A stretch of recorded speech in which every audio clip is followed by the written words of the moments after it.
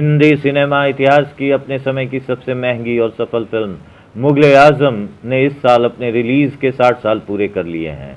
ये फिल्म भारत के सिनेमाघरों में 5 अगस्त 1960 को रिलीज हुई थी। आइए जानते हैं फिल्म से जुड़े रोचक तथ्यों को। मुगल-ए-आज़म एक काल्पनिक नाटक पर आधारित फिल्म है। अनारकली की पहली चर्चा 1922 में लाहौर के नाटककार इम्तियाज अली ताज रचित नाटक अनारकली में मिलता है। निर्देशक आर्दिशिर ईरानी ने अनारकली टाइटल पर 1928 में मूक फिल्म और 1935 में बोलती फिल्म बनाई। दोनों फिल्मों में सुलोचना उर्फ रूबी मेयर्स ने अनारकली की भूमिका निभाई थी। 1944 में फूल नामक फिल्म बना चुके निर्देशक के आसिफ ने जब फेमस स्टूडियो बनवा रहे निर्माता शिराज अली हकीम को अनारकली की कहानी सुनाई तो दोनों ने इसे बड़े पैमाने पर बनाने की सोची और इस फिल्म का टाइटल रखा गया मुगल-ए-आज़म। 1946 में फिल्म की शूटिंग स्टार्ट हुई। अनारकली की भूमिका में थी नरगिस, अकबर के रोल में थे चंद्रमोहन और शहजादा सलीम की भूमिका निभा रहे थे डी.के. सप्रू। बंटवारे की वजह से फिल्म बीच में रुक गई और जिन्ना के करीबी माने जाने वाले निर्माता शिराज अली हकीम पाकिस्तान जा बसे। फिल्म के मुख्य पात्र चंद्रमोहन का भी 1949 में निधन हो गया। 1950 में अकबर के ऐतिहासिक चरित्र के प्रशंसक शाहपुर जी पल्लोन जी मुगल-ए-आज़म के नए फाइनेंसर बने। फिल्म धीमी गति से बनने लगी, कहानी लीक हो गई। 1953 में प्रदीप कुमार बीना राय अभिनीत फिल्म अनारकली रिलीज हुई। के आसिफ ने भी फिल्म देखी और अपने जिद पर अड़े रहे कि दूसरी बार वो अपनी फिल्म बंद नहीं करेंगे। के आसिफ अपने ड्रीम प्रोजेक्ट और बदली हुई कास्टिंग के साथ बड़े कैनवास पर बनाने के सफर पर चलते रहे। फिल्म के निर्माण में विलंब होता जा रहा था, पैसा पानी की तरह बह रहा था, बजट 1 करोड़ पार कर चुका था। शाहपुर जी ने डायरेक्टर बदलने का सोचा और सोहराब मोदी को लेकर मोहन स्टूडियो में लगे चर्चित शीश महल के सेट पर पहुंच गए।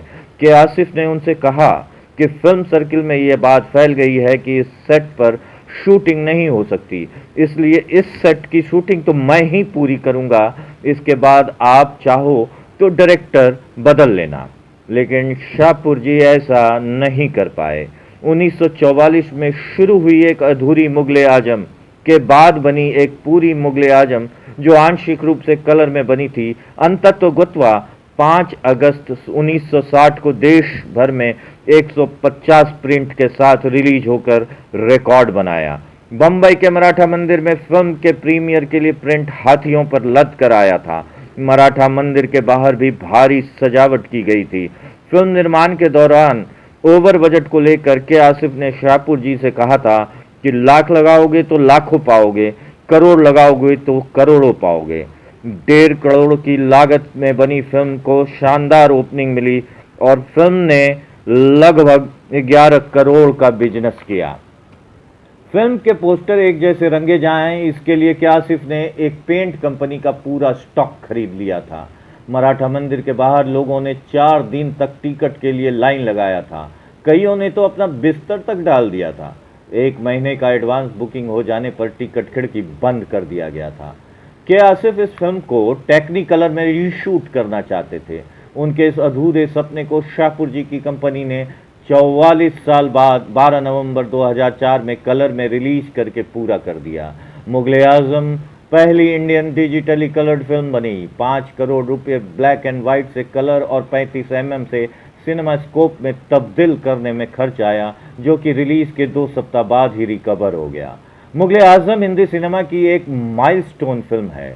हर कलाकार ने पृथ्वीराज कपूर अकबर, दुर्गा खोटे जोधाबाई, दिलीप कुमार सलीम, अनारकली मधुबाला, अजीत दुर्जन सिंह, निगार सुल्ताना राजनर्तकी बहार, मुराद राजा मान सिंह, संगतराज कुमार, युवक सलीम जलाल आगा, जिल्लोबाई अनारकली की मां, शैला दलाया सुरैया, तानसेन सुरेंद्र, एस नजीर जानी वाकर, विजय लक्ष्मी और बेबी तबस्सुम ने अपने उत्कृष्ट अभिनय से इसे यादगार फिल्म बना दिया।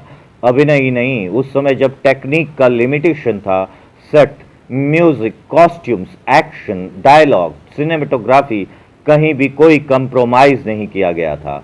उस जमाने में 5 लाख में अच्छी फिल्म बन जाया करती थी, पर एक गाना प्यार किया तो डरना क्या को शूट करने में 10 लाख खर्च आया था। शीश महल के सेट पर लगे शीशे बेल्जियम से मंगवाए गए थे और उन्हें तराशने के लिए कारीगर फिरोजाबाद से आए थे। कॉस्ट्यूम्स स्टिच करने के लिए दर्जी दिल्ली से, एम्ब्रॉयडरी के लिए कारीगर सूरत से, सुनार हैदराबाद से, मुकुट बनाने वाले कोल्हापुर से, लोहार राजस्थान से और मोची आगरा से बुलाए गए थे। एक सीन में जन्माष्टमी के दिन अकबर कृष्ण लला को झूला झुलाते हैं। कृष्ण की वो मूर्ति असली सोने की बनी थी। हैदराबाद के सालारजंग म्यूजियम से जोधाबाई के लिए कपड़े उधार लिए गए थे। जब जवान सलीम घर लौटता है तो जोधाबाई अपने कनीजों के ऊपर मोतियां लुटा देती हैं। वो सारे असली मोती थे। फिल्म से जुड़े कई किस्से और मशहूर हैं, जैसे कि म्यूजिक के लिए नौशाद साहब का पैसों का ठुकरा देना और बड़े गुलाम अली खां साहब का बेहिसाब पैसे मांगना। हुआ यूं था कि जब के आसिफ म्यूजिक के लिए नौशाद साहब को साइन करने गए थे तो उन्होंने नौशाद साहब के हारमोनियम की पेटी पर नोटों का बंडल रखते हुए कहा कि मुगले आजम के लिए आपको यादगार संगीत बनाना है। नाराजगी के साथ पैसे लौटाते हुए नौशाद साहब ने के आसिफ से कहा, संगीत पैसों से नहीं बनता, मैं इस फिल्म का म्यूजिक नहीं करूंगा। के आसिफ ने कान पकड़कर माफ़ी मांगी और नौशाद साहब की नाराज़गी दूर कर दी। तानसेन पर गीत फिल्माया जाना था और तानसेन की आवाज़ कोई दे सकता था तो वो थे बड़े गुलाम अली खां साहब। के आसिफ और नौशाद जब उनके घर पहुंचे तो फिल्मी गीत नहीं गाने के लिए बड़े गुलाम अली खां ने आसिफ को टालने के लिए 25,000 रुपये एक गीत गाने की रकम डिमांड की। के आसिफ ने तुरंत 10,000 रुपया एडवांस कर दिया। उनसे फिल्म में 2 गाने गवाए गए और 50,000 की रकम दी गई। उस समय चोटी के गायक भी एक गाने का 300 से 500 रुपया चार्ज करते थे। इस फिल्म के लिए कुल 20 गाने रिकॉर्ड हुए थे पर 12 गाने रखे गए। प्यार किया तो डरना क्या गाने में इको की फीलिंग के लिए लता जी ने स्टूडियो के बाथरूम में गाना गाया था। उस गाने को 100 से भी ज़्यादा बार गीतकार शकील बदायूनी ने लिखा था, तब जाकर वो फाइनल हुआ था। इस फिल्म के गीतों के लिए मोहम्मद रफ़ी, लता मंगेशकर, शमशाद बेगम, उस्ताद बड़े गुलाम अली खां, पी सुशीला और कृष्णा वेनी ने अपना स्वर दिया था। ऐ मोहब्बत जिंदाबाद के लिए पहली बार 100 लोगों ने कोरस गाया था। इस फिल्म में हीरो दिलीप कुमार पर कोई भी गीत नहीं फिल्माया गया था। इसके जवाब में के आसिफ ने कहा था, हाथों में तलवार लिए मुगल शहजादे गाया नहीं करते, गाने बैठकर सुनते हैं। बेकस पर करम कीजिए गाना जब शूट हो रहा था तो दिल में छेद की बीमारी से ग्रसित मधुबाला को सेट पर खून की उल्टियां हो रही थीं। ऊपर से असली लोहे की जंजीरों का वजन।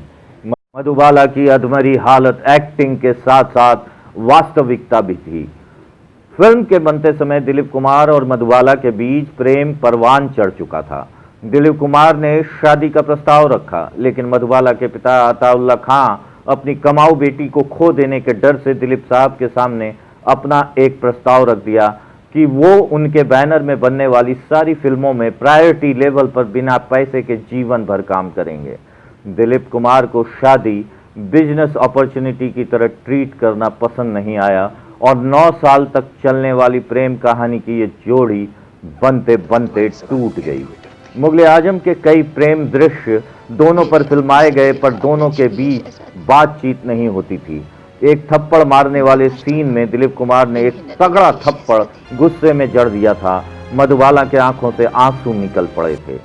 इस फिल्म को लिखने के लिए 4 मशहूर राइटर एक साथ जुड़े थे, वजाहत मिर्जा, कमाल अमरोही, एहसान रिजवी और अमान उल्लाह खां जो जीनत अमान के पिता थे।